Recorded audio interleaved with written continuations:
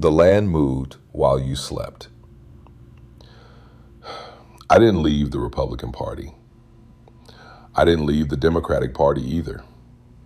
They left. Both of them.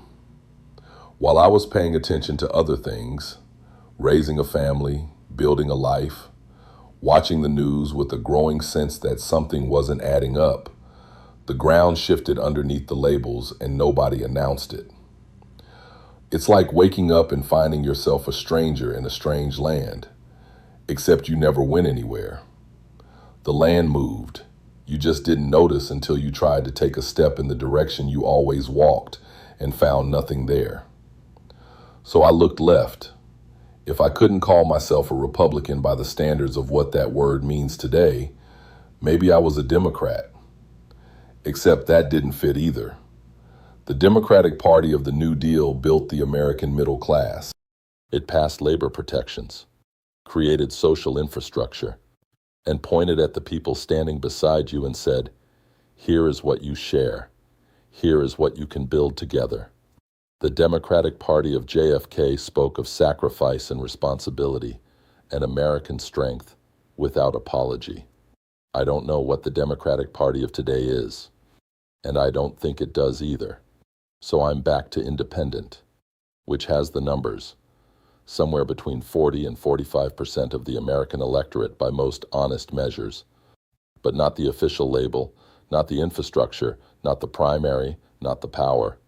It's like being a marionette with two sets of strings pulled from opposite sides of the stage.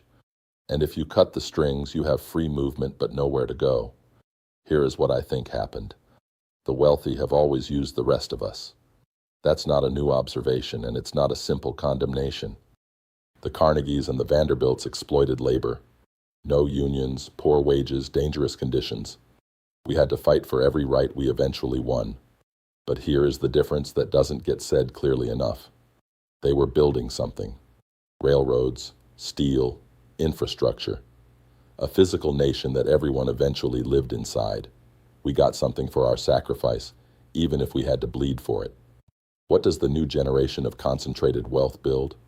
Platforms, delivery systems, social media that monetizes your attention and sells it back to you as connection. Electric cars for people who can afford them. The byproduct this time isn't a nation, it's a customer base. We got something for our sacrifice, now we want something for our tolerance, and nothing is being offered. But here is the part that keeps me up at night. Most people didn't notice. They bought stock. They got a 401k. They watched the Dow. The system handed them a small thread, connecting their personal security to its performance, and somewhere along the way, they stopped identifying with the people beside them and started identifying with the people above them. It was the most elegant capture imaginable. You don't silence dissent by force. You give people a small piece of the thing they might otherwise resent and watch them defend it like it's their own. I have a brother, smarter than me by any standard measure. He can't see it. He watches his portfolio. He's not foolish. He's captured. There's a difference.